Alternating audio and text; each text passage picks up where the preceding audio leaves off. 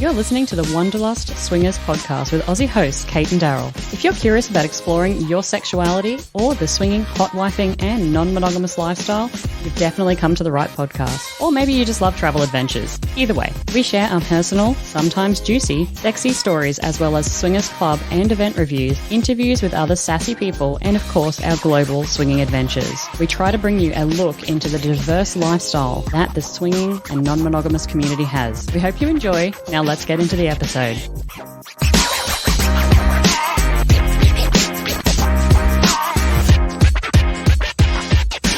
Hey everyone, and welcome back to the Wanderlust Swingers podcast. We are here today for Swingers Health Volume 4, Being Swinger Fit, and I am joined by April and Scott from Naughty Gym. Welcome to the show, guys. Thank you. Good to be here again. Yeah, good to be here. It's been a couple of years since I saw you last. Actually, I'm trying to think now. It must have been January last year, maybe in Nashville. Oh, yeah. I think it was. Yeah, at the Red Room in Nashville. Great things to talk about today, guys. We're going to talk everything about being a swinger fit. And yes, I'm going to dig into what that means. Don't just tune out because you hear the word swinger fit. Not about body shaming here. We're going to get really into this topic. This is Swingers Health Volume 4, so a good one. Naughty Gym is an online community launched in 2020 of sex-positive people striving together through exercise, nutrition, and supportive camaraderie, I love that word, to be the healthiest they can be. I do enjoy the Naughty Gym workout names, which include foreplay, nude, topless, orgy, and lube for a little bit of fun there. April and Scott, for our listeners who don't know you, can we get a little bit of, who are April and Scott? Give us the tea. So I'll go first. I have been an athlete my whole life, played college soccer, but I've been in the health and fitness industry as a trainer since 2002, certified personal trainer. I have an L2 certification in CrossFit, endurance certified, endurance coach, and nutrition coach. And Scott has several certifications under his belt as well. Yeah, I kind of got started coaching. I was also a college athlete, tennis player, and got started coaching people, strangely enough, in Baghdad, Iraq.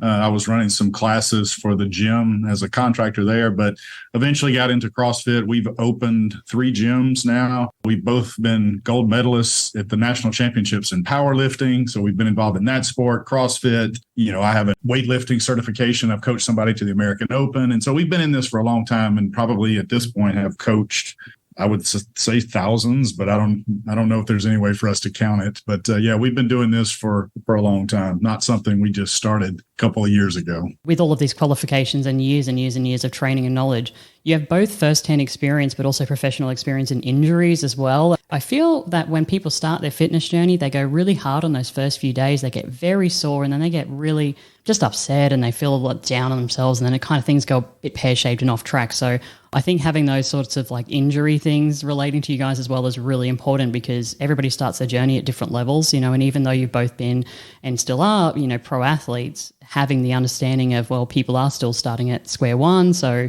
sometimes there is a little bit of a difference in how you might approach that. You launched Naughty Gym, we said before, in 2020. You've just recently made a YouTube channel, and for some crazy reason, you've also decided, in amongst everything else and running these events around the world, that you're also going to launch a podcast channel. What made you want to expand the brand from being just an online community now to events and YouTube and podcasts and content creation and everything else that comes along with that? Yeah, so one of the hard things about providing health and fitness to the sex positive community is it's incredibly hard to market sex positive platforms. We get shut down on social media. There's news outlets that don't want to cover it. And so we can't run paid advertising on social media. And so we have to get the word out any way we can. And so we hesitated doing a podcast because it's a lot of work for a long time, but ultimately decided that the best way for us to get information into mass amount of people was to do a podcast and a YouTube channel. And to be able to control the narrative and say what we want to say and not, have to worry about, did we mention the word sex in this Twitter post? And is that going to get a shadow banned? And, the podcast and the YouTube channel gives us the freedom to say what we need to say and get the word out. I'm going to step on a platform, a little bit of a soapbox for a second. If you're listening to this and you are supporting sex positive podcasts, people like April and Scott here from Naughty Gym, please mention this stuff to your friends, because as they just alluded to, it is impossible to get the word out. Even if you're doing a great job, even if you are legitimately trying to help the community, it's impossible. So do us a favor. And if you're listening to this, please just tell one person, because then, our community and our resources will grow. I'll get off my soapbox now. We can talk about being swinger fit. So that's the title of the episode today. Slightly controversial topic, but we're going to really dig into it. First of all, I want to talk about being swinger fit, but first I want to talk about just being fit in general. Insufficient activity kills 1.6 million people around the world each year, according to the World Health Organization. Cardiovascular and respiratory disease, cancer, diabetes is responsible for 81% of all non-communicable diseases globally, which accounts for 70% of the world's deaths. Why I'm talking about things like that is because when you hear the word fit, we immediately relate it to something in our brain, and we're just going to get into it really quickly. I'm going to put you guys through the ringer here. I've got a lot of questions, going to put you on hot seat, got some gold star advice. So let's get into it. So on the Naughty Gym website, you have 3 pillars. 1 is look your best, 2 is feel your best, and 3 is play your best. Now, using these examples and how you guys feel about the term swinger fit and things like BMI, etc., how would you define the term swinger fit? What does it mean to you? It's funny you mentioned that because when we first started Naughty Gym, our initial launch that we were calling the business Swinger Fit. Yeah. We ended up changing that, but it's funny that you're using that term. That was the original name of Naughty Gym. But we changed it to Naughty Gym because we wanted it to be inclusive to the LGBTQ community and not just focusing on consensual non-monogamy. But so the 3 pillars, the look fit, feel fit, play your best, is about overall health and wellness and how you feel about yourself. It's not about the way you look to other people, because there isn't one body type that indicates good health. We know that you can be any shape or size and have good internal health. You did bring up BMI, which I love to talk about, and I can get on a soapbox on that. I'll just put it through the virtual Zoom chat here. That I'm passing the soapbox to you, and feel free to stand on it. Thank you. I'm going to stand on it because I think BMI is a bullshit metric to measure your health. It takes your height and weight, and then they tell you if you're obese or not. According to my BMI, I have been obese since I've been a child because I am 5'8" and I weigh 170. All right. So I am over the obesity range. So we don't use that. We don't use that with our clients. I hate when doctors use that as an indicator for health, because there are tools out there that are much better indicators of poor health, good health. One of those is a body fat percentage, so a body composition. And there's so many machines out there now that do that well. We use an InBody with our clients, and it reads through bioimpedance. It can tell you how much muscle mass you're carrying, what your bone mass is, what your body fat mass is, what your water weight is. So it gives you a comprehensive view of what is actually going on internally as far as body composition. We know that men, once they get over 25% body fat, they're at higher health risks. Women, over 38% increase. And cardiovascular disease is the number 1 killer for women. You can be super skinny and have a great BMI, but have 42% body fat and be at higher risk for chronic disease, health disease. So I would urge people to find a location near you. Most nutrition stores have them. Most gyms have them. Some doctors' offices are now starting to carry like a InBody machine, a Fit 3D. There's so many different machines that can tell you what your body fat percentage is. Even like a measurement, like a hip to waist measurement ratio, is a better indicator of health than BMI. BMI gets increasingly less useful the fitter you get, which is an odd thing. The more muscle mass that you add, the worse that metric is useful. And that's why it shows for somebody like April, who has a tremendous physique, but she carries more muscle than the average woman. And so that's why the BMI chart is telling her she's obese, and she's clearly not obese. So we avoid that like the plague. I think the other thing about being swinger fit is, and I mean, I know we're focusing very much on the health side of it right now, but it extends to things like mental health, to things like STIs, being ready, communicating even with your partner. These are the kinds of things when we say swinger fit, like it encompasses massive umbrella.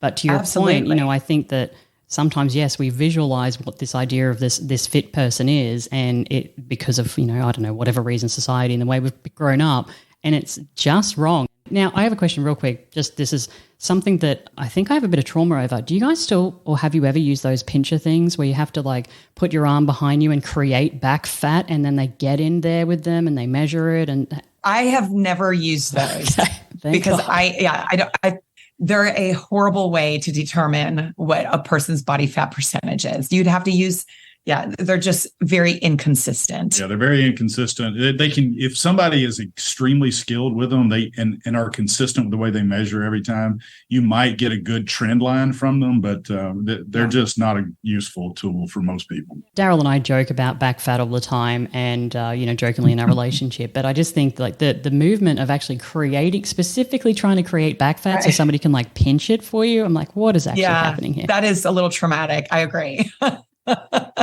Almost as traumatic as getting on a scale every morning. Like, just don't do that. Well, actually, that's a good sidetrack. How often would you recommend somebody actually step onto a scale? Because there are people that get on there daily. Some people get on there weekly.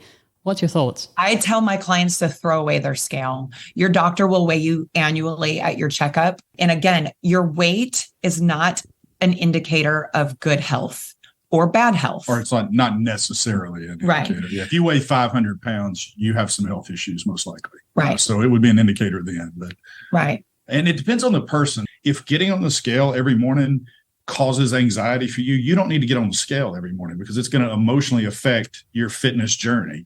But if you are a metrics person who thrives with data, it may be okay to do that every day as long as it's not negatively or overly positively influencing anything, because that scale can fluctuate 4 or 5 pounds just from the amount of water in your system from one day to the next. Right. And again, if you're in a place where it emotionally is going to wreck you, probably you have some disordered eating as well, because those two are usually tied together, where somebody's weighing themselves every single day and their diet is just, very stringent, or they're binge eating or something like that. So I try to take that out of my clients' daily routine. As a general rule of thumb, if somebody doesn't have a preference, we would tell somebody don't weigh any more frequently than once a month, because it generally takes that long with a proper program for you to get an accurate data point. If you go 2 weeks and measure, it might be just a water weight fluctuation one day, and we might see more progress or less progress artificially than we think we should in 2 weeks. Yeah. After a month, though, if you haven't seen any progress in a positive direction, it's probably time to make some adjustments. You're so right as well. I'm thinking back to the times when I've been very, very motivated, and actually the scale had nothing to do with it. It's all about how I'm feeling. Am I feeling more energized? Am I feeling kind of happier? Am I feeling like, I'm actually getting somewhere? Or, you can even feel yourself, I'm not telling you guys anything new here, but you can feel yourself growing. Maybe you only ran 1 kilometer this week, and next week you're all of a sudden running 2Ks, or maybe you lift 5 kilos and next time you're lifting 10 kilos. I mean, I think for me, it's those kind of metrics where I'm like, hey, I was completely out of breath and wanted to die on the side of the road, a month ago when I was running, and now look at me, it still sucks. I'm still red in the face, but at least, I don't feel like I'm about to just, die on the side of the road. But exactly. We get this question a lot. I know you guys would get this question a lot, absolutely. But do people in the lifestyle need to be fit to participate? It depends on their definition of fit. So they don't have to be any one size or shape to participate. Now, being fit as far as being healthy and lowering your health risks is going to improve your sex life. Yes. It will increase your longevity to be able to have sex and go to do activities and things like that. So that's kind of a tricky question. I mean, there is the side of that question that is, the more attractive you are to a larger demographic, you're probably going to have more opportunities, and people tend to, not everybody, but people tend to gravitate towards people who look fitter. But that doesn't mean if you don't feel like you look fit, you're not going to have any success in the lifestyle. There are going to be people, if you present yourself with confidence and with a great personality, you're going to find more people willing to play with you than you have time to play with. Back to the confidence thing, because I think confidence is the sexiest thing somebody can have. When somebody walks in and you just know they are feeling themselves, like they are comfortable in their skin, they're happy, you can see that on somebody. And a lot of times, just like you were saying, you're doing a 30-day challenge, you feel better when you're in the gym, when you're getting some intentional movement, your body's releasing those endorphins, all those happy things, but you're feeling accomplished, like you're doing something, you're taking care of yourself. And that improves your self-esteem, that improves your confidence. And it really, truly doesn't matter it doesn't matter how Scott feels about me if I don't feel good in my own skin. It matters how I feel. So I might weigh the same today as I do in a month. But in a month, when we go to a swingers event, I might feel uncomfortable taking my clothes off because I'm not feeling confident in my skin. And so I do things like work out 3 to 4 times a week, eat healthy, because I know that in a month, I have to take my clothes off. I'm going to feel better about myself. One other thing I just want to throw in there too. I mean, some of these events, some of these clubs, I know that you guys are doing a big trip coming up soon to hedonism. These are marathons in terms of like energy, energy consumption, energy usage. So I would almost argue that, yes, you're right. You don't have to be a certain look to join the lifestyle, but do you need to be fit enough to be able to actually endure some of these things? And I mean, in terms of like, you're standing and dancing for maybe 5 or 6 hours straight. If you've got massive back pain issues, right. Yes, that's going to be painful to you. And, you were just awake for such long periods of time and everything else. So I would almost argue that there is an element of fitness required, but purely that's like stamina. Well, and even your immune system, right? When you're working out and you're eating healthy, it boosts your immune system. I don't know how many times I've heard from people, whenever I travel or go to a swingers event, I always get sick.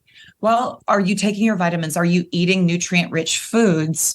Are you exercising? Are you getting good sleep? Are you minimizing your stress levels? All of that is going to boost your immune system. And I listened to the podcast that you did with Courtney about STIs and herpes. I have oral herpes. So if I'm stressed out, I'm going to get a fever blister. That's the worst possible thing you can get at a swinger event, right? Like walking around. Yeah. And so I know if I'm off my game, if I'm not getting enough sleep, if I'm eating shitty foods, if I'm not getting exercise to get some of those good endorphins during a stressful time, I'm probably going to have an outbreak. Yeah, exactly. Perfectly well said. Let's put you guys on the hot seat really quickly.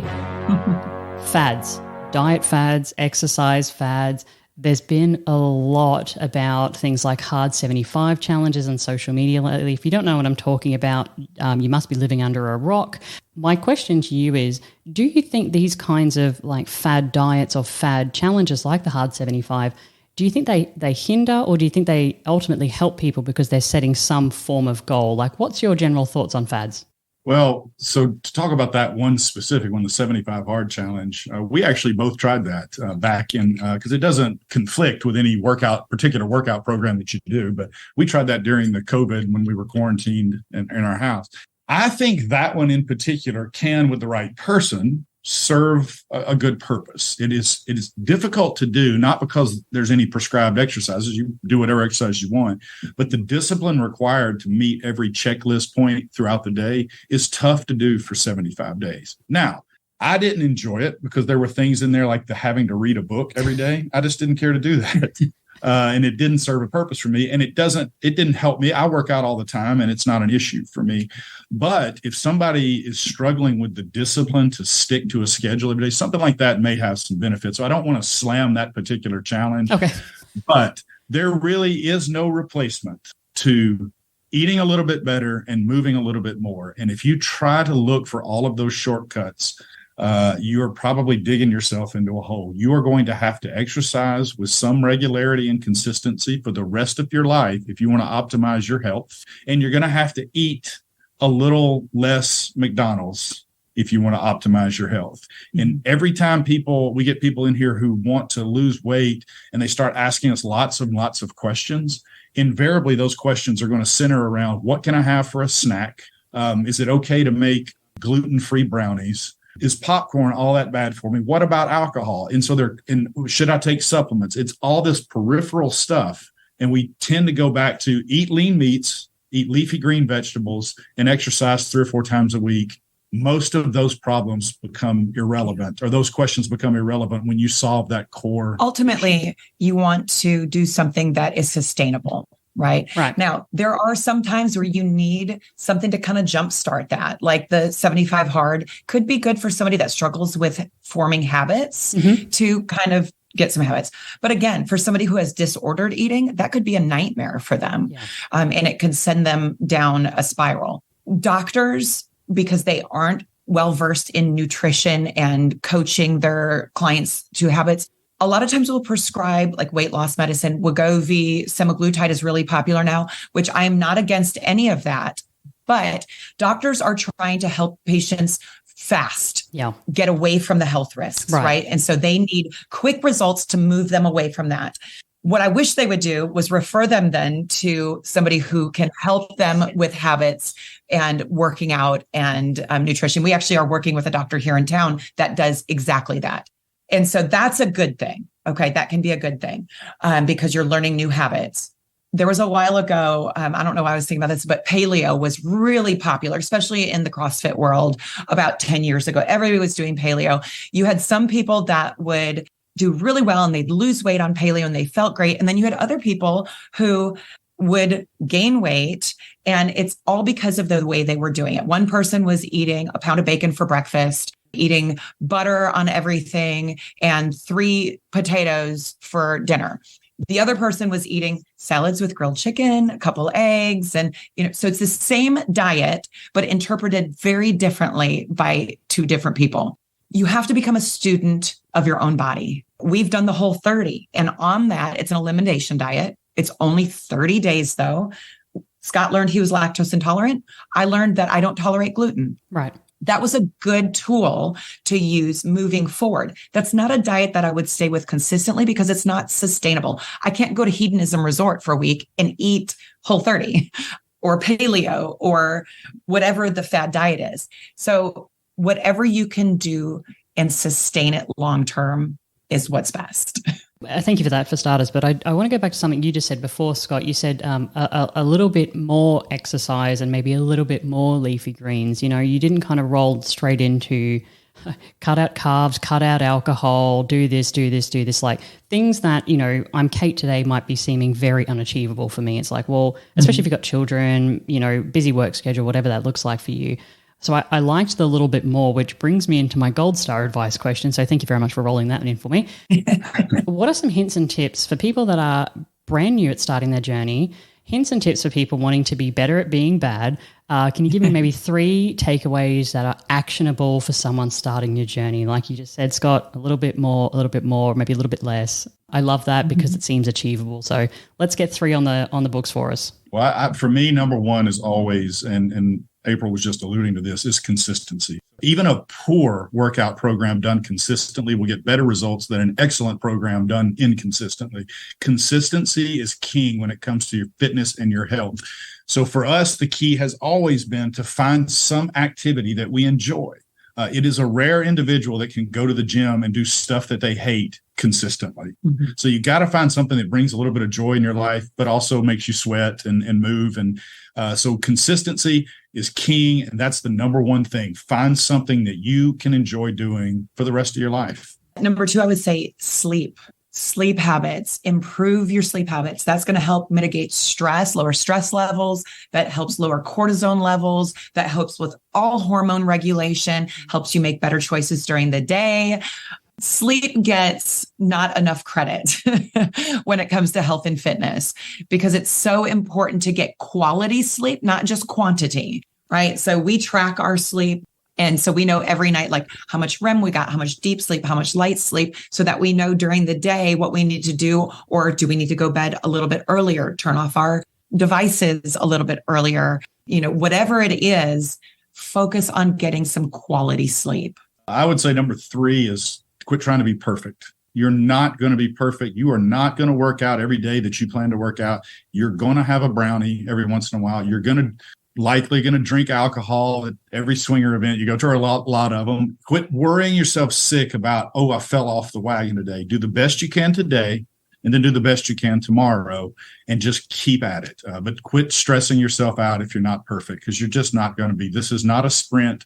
Like you said, it's a marathon. And if you'll make mostly the right decisions most days, in the long run, you're going to end up a lot healthier. Yeah. And what we see with clients who try for perfection is they end up quitting. Yep. Because they get discouraged and they'll say, I've done this a week. I haven't seen any results. It's not working. And then they quit. So consistency, get good sleep, and don't try to be perfect. I think I read something this morning that said that we make about 26,000 decisions a day or something silly, right?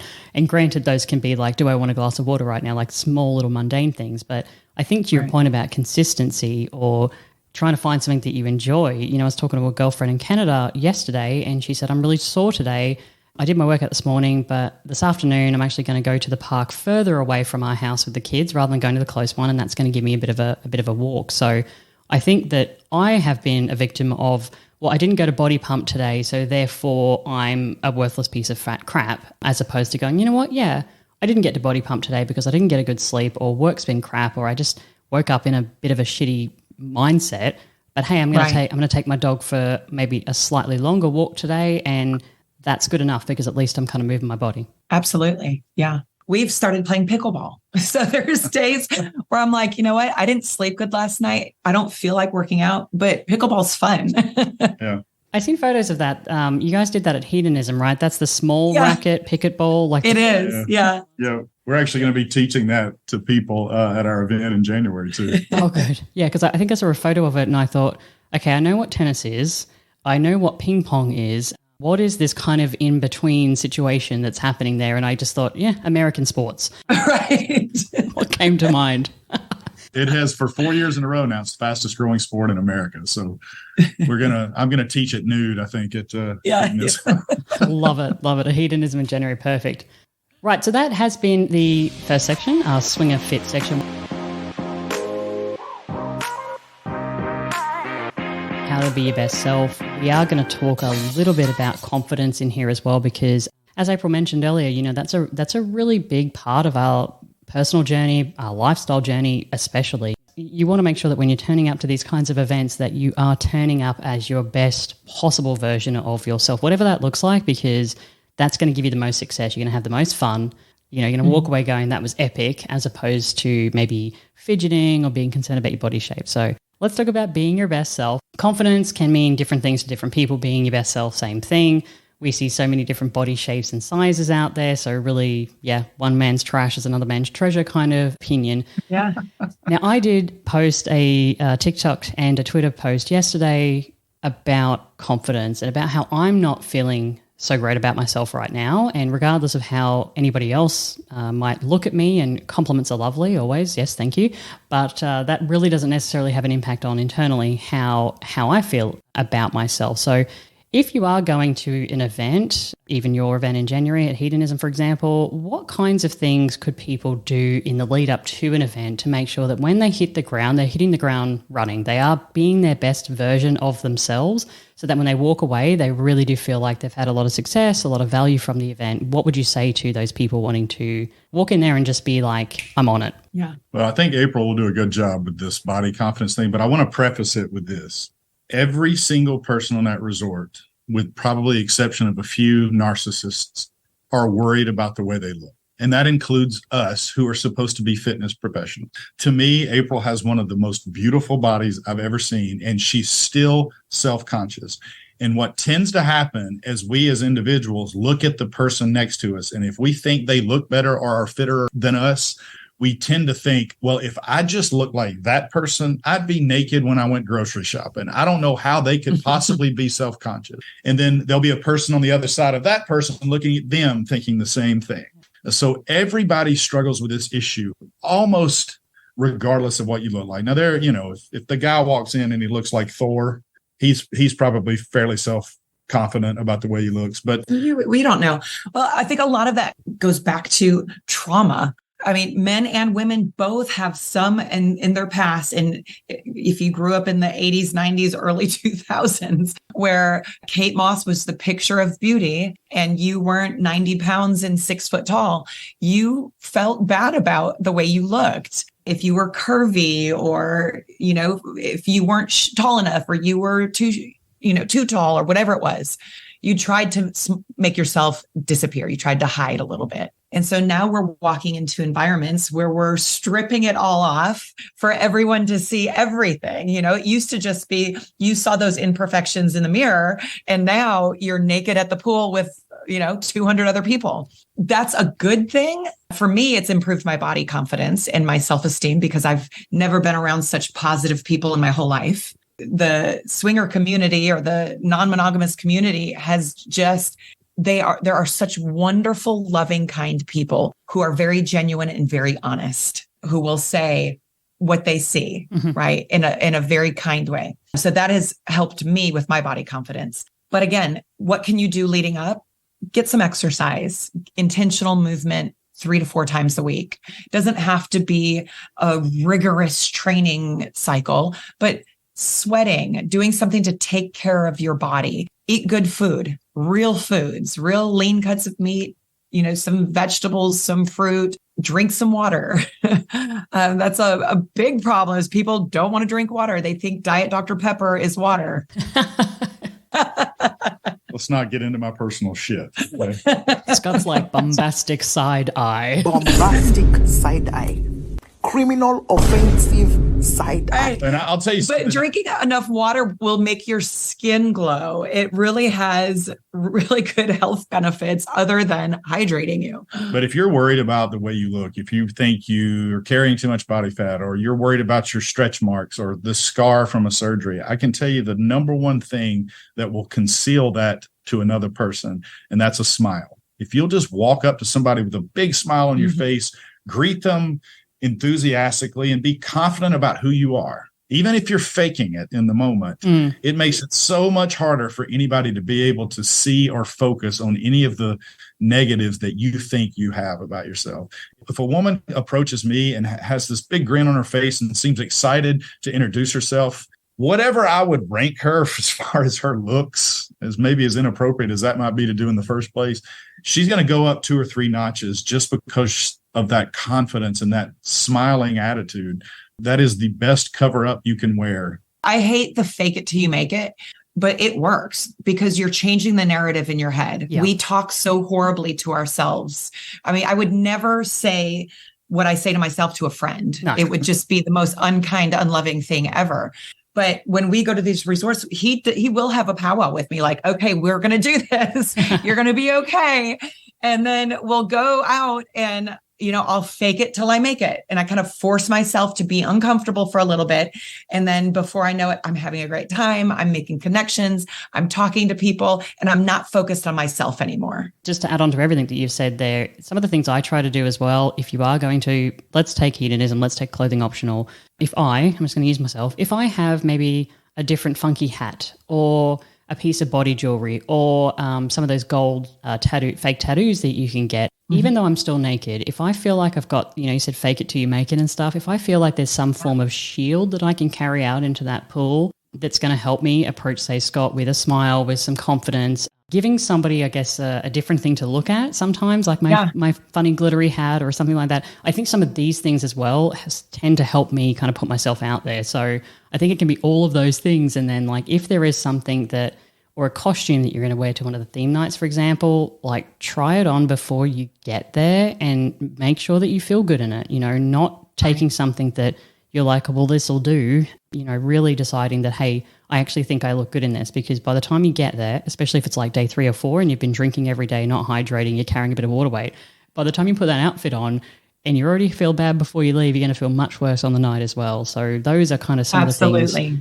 that I try to do when I'm on my way to a vacation. Now, I know that you guys also have the community behind you as well. So, I mean, if somebody was going to an event and they had something coming up in the future, whether it's a month away, whether it's 2 months, 3 months away, could people join the Naughty Gym community and just have a goal to say, hey, I'm going, from here and in 3 months' time, I've got this event? Like, is that something that's achievable, allowed in your community? How would that work? Yeah, that's actually pretty common in our community for people to join looking to, they're going to Desire, or they're going wherever in a few months and they're trying to get some support, connect with some people and get a little bit fitter before they get to that thing. And the great thing about the community is everyone in there has been in that place.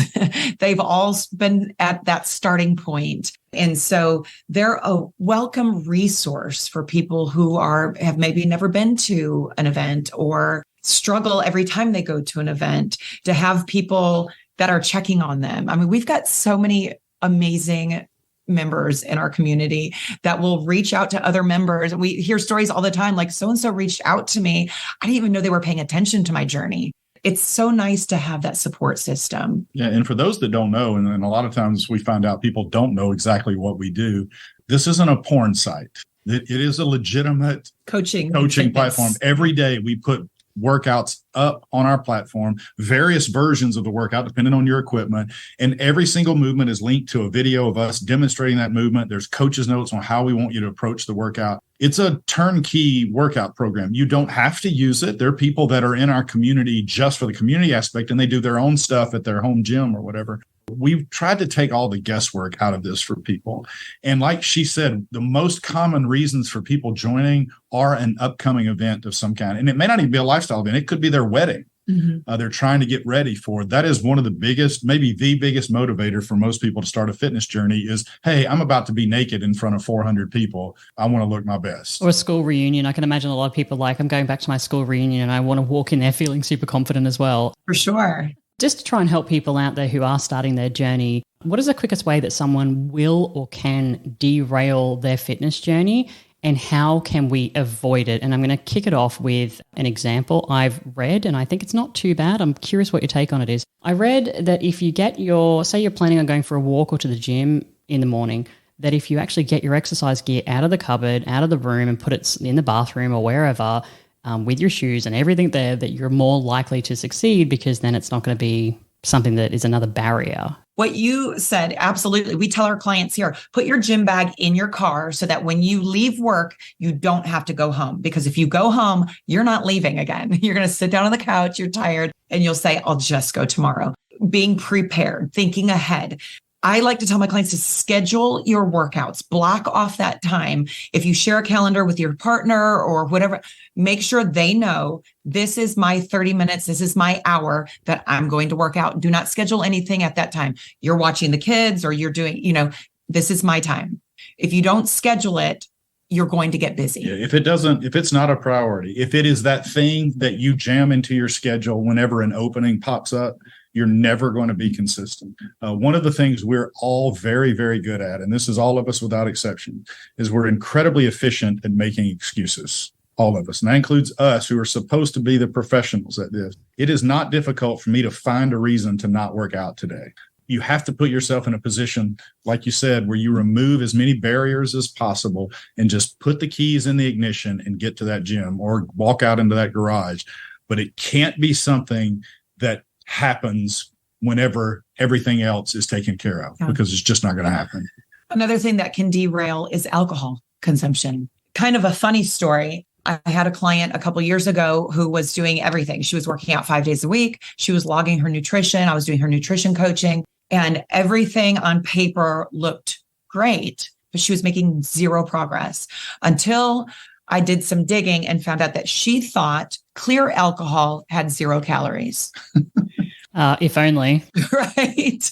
You would be surprised how many people think that, though. Well, it's clear alcohol. It doesn't have any calories, just like water. Alcohol is calorie dense. There are better options, but there's a few things. If you're having a glass of wine every night or 2 or 3, or going out every weekend and having, 5 or 6 beers, not only are you adding calories to your weekly caloric deficit, you no longer have a deficit, but your inhibition's lower. And so that pizza at 3 a.m. looks really good. And it's not just one piece, it's a half a pizza. I don't need the alcohol for the pizza to look good. Right. It's currently 4:52 and I'm like, pizza looks damn good right now. What are you talking about? It makes it very hard to make good choices after you've had alcohol. And alcohol wreaks havoc in your system. The functioning of your internal system doesn't work the way it's supposed to. Now, we both drink, right? So we're not teetotalers telling you don't drink alcohol, but we are saying that every sip of alcohol you take is a negative decision toward your health. So it's up to you how often and how much you drink, but we just want people to not be under the illusion that it doesn't negatively affect you, because it does. Yeah. Talking about achievable things as well, like what I'm doing at the moment, because I was having, to your point, April, I was drinking wine almost every night. And it got to the point where I was going, you know what? This is actually a slice of cake or something every night. And it was almost out of habit too, just to have something different than water, because I drink a lot of water. I drink about 4 liters a day. And it was just to have something different than water to drink, kind of like it signals the end of my day. Right. So for me now, I'm not going teetotal, or I'm not completely cutting it out, but what I am doing is being just more mindful of it. So I'm saying, okay, you know what? I'm only going to drink 2 times a week. So if I'm drinking Friday and Saturday, then I won't drink Monday through Thursday and Sunday. Or if I'm going to drink Saturday, Sunday, then I'll not drink Monday through Friday. And that's kind of me trying to say, okay, I want some balance in my life. I'm still being health conscious. I'm still trying to be my best self, but I'm, at the same time, not eliminating everything. So yeah, that's kind of what I'm trying to do at the moment. Yeah. I do appreciate though that if I go out and have, now 5 bottles of wine on Saturday night, that it kind of defeats the purpose. Right. That would be entertaining to watch as well. Moderation. Well, and here's the hard truth. For some people, there are people that can drink more than other people, and it doesn't really seem to affect them, at least from a body composition standpoint. But this also applies to food and desserts. We've got a friend who eats a sheet cake every weekend, or she shrivels up to nothing. Or at least that's what she tells us. But then, there's other people that if they smelled her eating that sheet cake, they're going to gain 5 pounds. And that's unfair. Sometimes people get dealt a bad genetic hand. Right. For those people, it can be a derailer to see how difficult it is for them compared to their friend or their husband. That's another big one. We see husbands make progress sometimes a lot faster than the wives. Yeah. And that is so frustrating, which goes back to why it's so important to find something you enjoy. Because if you're only doing it for the results, any little landmine can trip you up and cause you to fall off the wagon.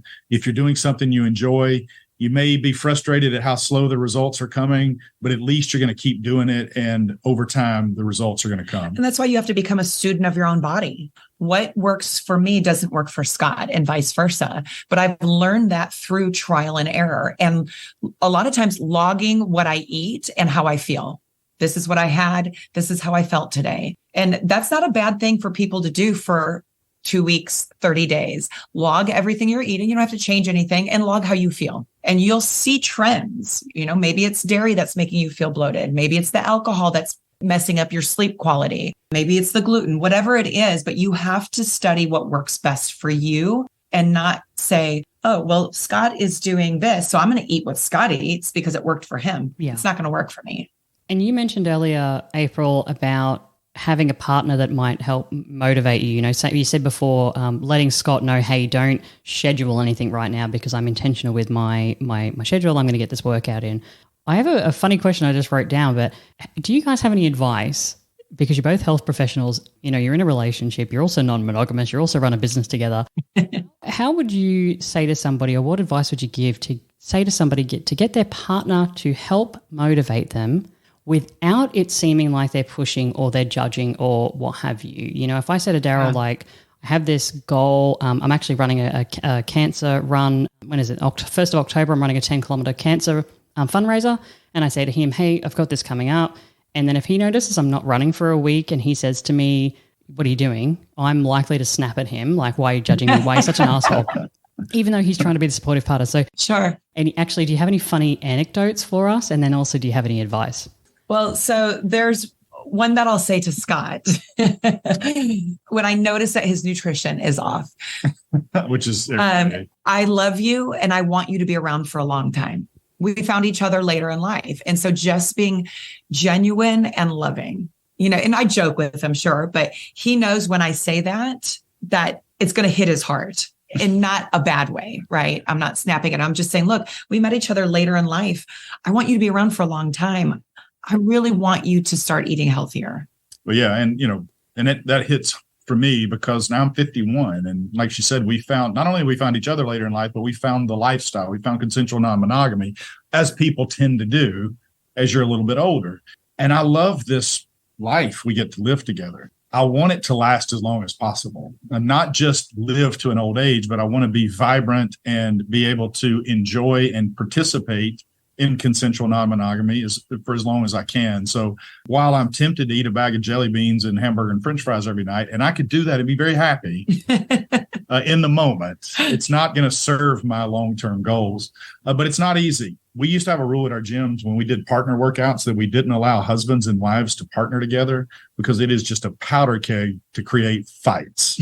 Especially if one is trying to coach the other. Oh, yeah. Right? And that tends to be the guy trying to coach the female. Right. And it just because guys think they know everything. They're gonna mansplain it to their wife. Even if the wife is fitter and knows more than they do, they feel like they should be the one controlling things. You need to be an encourager, not a coach to your spouse. If you think your spouse needs a coach, hire somebody. Right. Yeah. Approaching it, like we get people to ask us, how can I get my spouse into non-monogamy? Right. Yeah. It's kind of the same thing. You have to have open dialogue, and it has to come from a very loving, transparent place. If you're going, hey, you know what? I notice your butt's getting bigger. You need to hit the gym. Well, you're going to get punched in the face. Yes. Right? But if you do something like you and Daryl doing a 30-day challenge together, this is something we can do together. And maybe there's a reward at the end of the 30 days, or maybe, we have a sexy date night once a week as part of this 30-day challenge. But making it something that you can do together and it's fun and exciting is going to be much more effective than shaming your partner for their food choices or their lack of exercise. Or, Scott does this a lot. You've got a really busy day today. Why don't you go home and take a nap? I'm going to cover your 3:00 session, because he knows that sleep is so important to me and I don't get as much of it as I need to.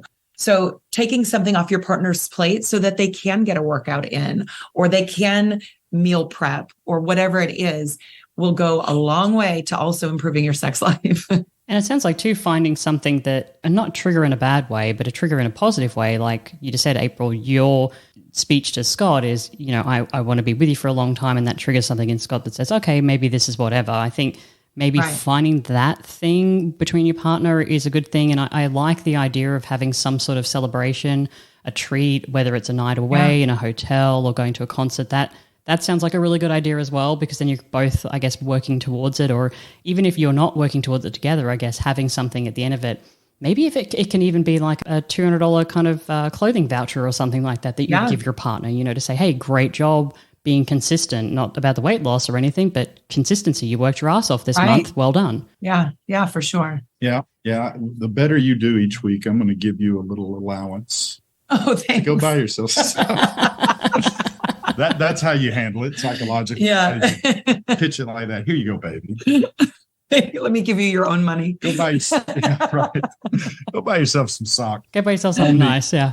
If we are just starting our journey right now, what would you say some of the goals that we should aim for if we're trying to be our best self? I mentioned to you before about my 10-kilometer cancer fundraiser. Is there some goal that is achievable that we can share with people today that we should mention? As far as goal setting, I think setting a goal that inspires you. If you're setting a goal out of, I feel fat, body shaming yourself, or I have to lose 10 pounds so that I feel, that's not very achievable.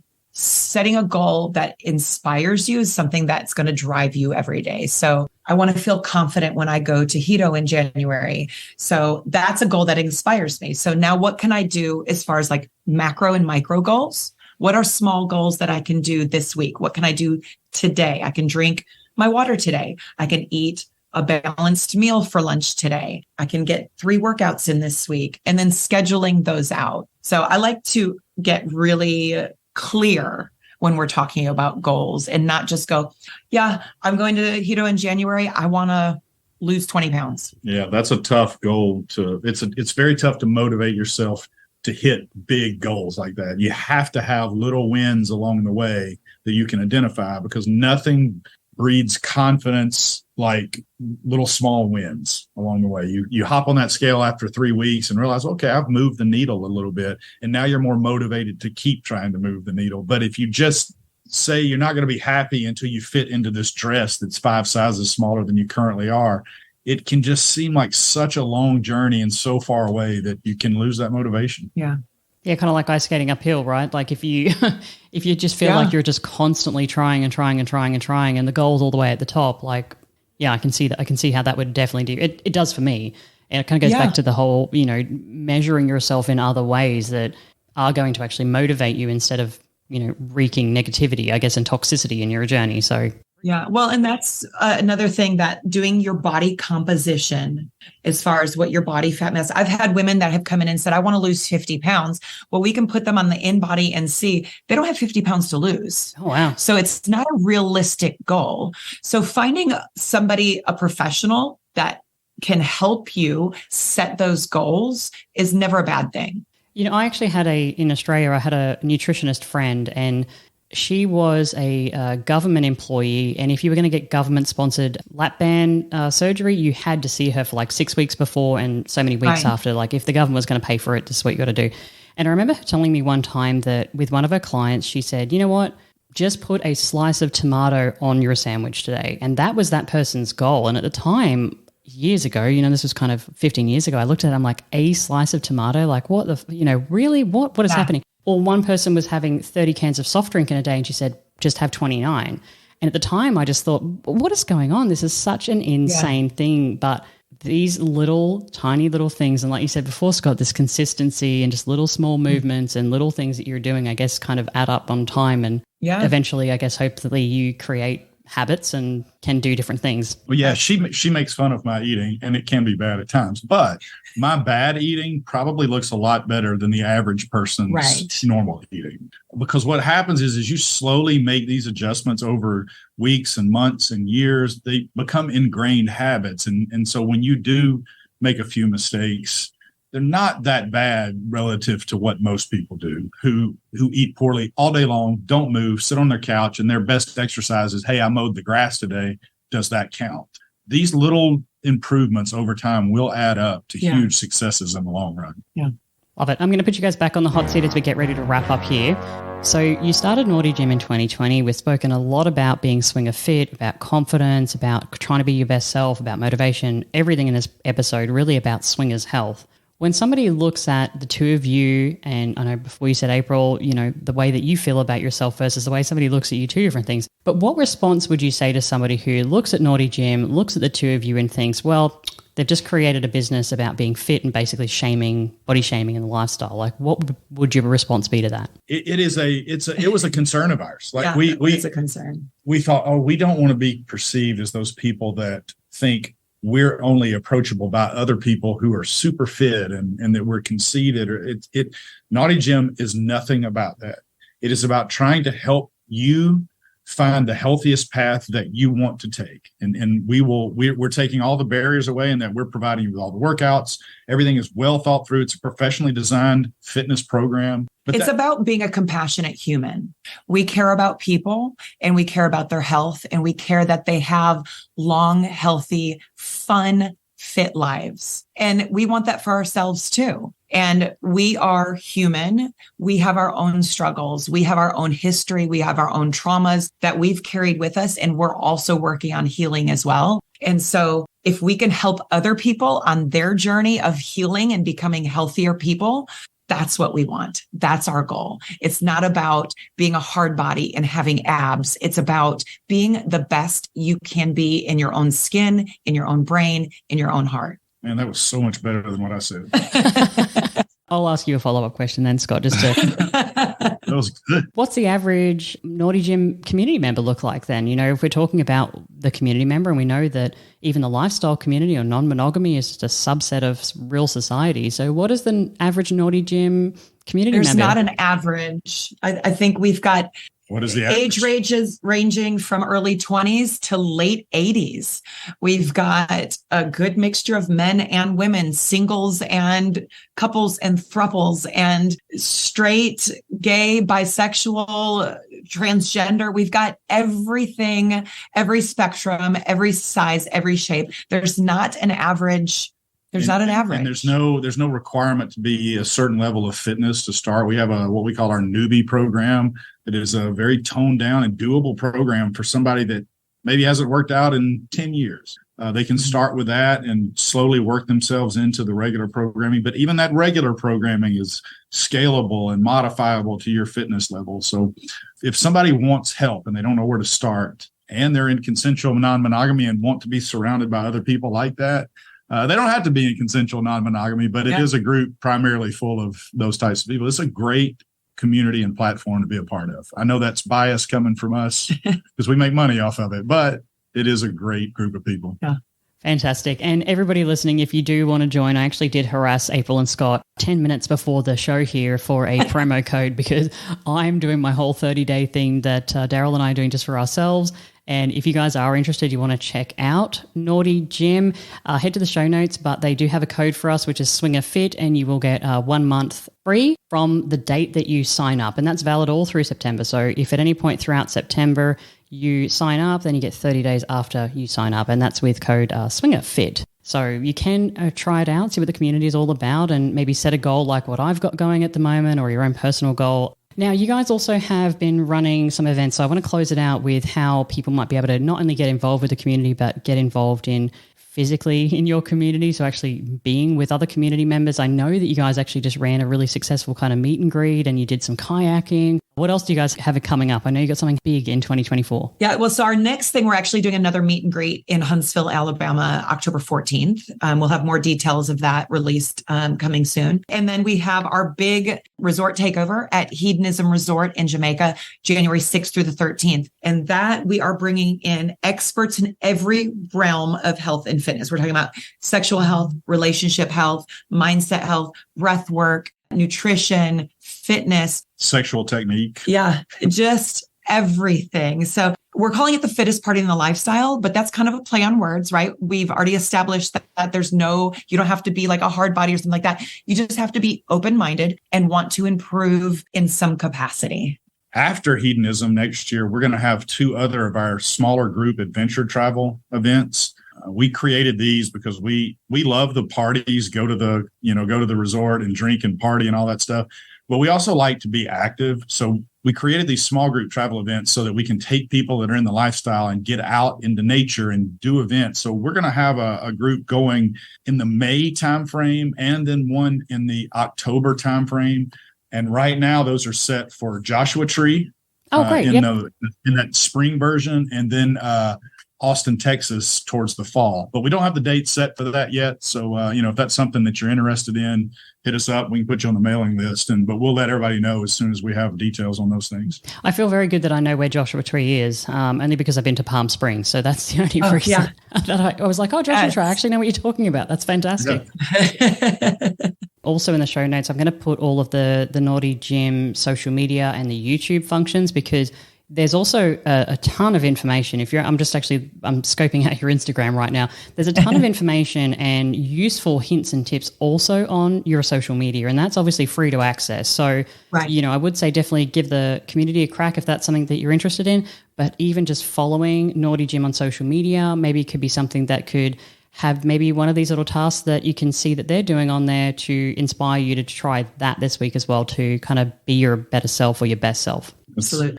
Well, it's been absolutely fabulous. Thank you so much, April. Thank you, Scott, for joining me today, for talking about health and fitness and well-being that extends past just the physical appearance of somebody out there. I really appreciate your candor, your transparency, and just being on the show today. So thank you so much. Thank you so much for having us. Yeah, we're excited to get to be on the show.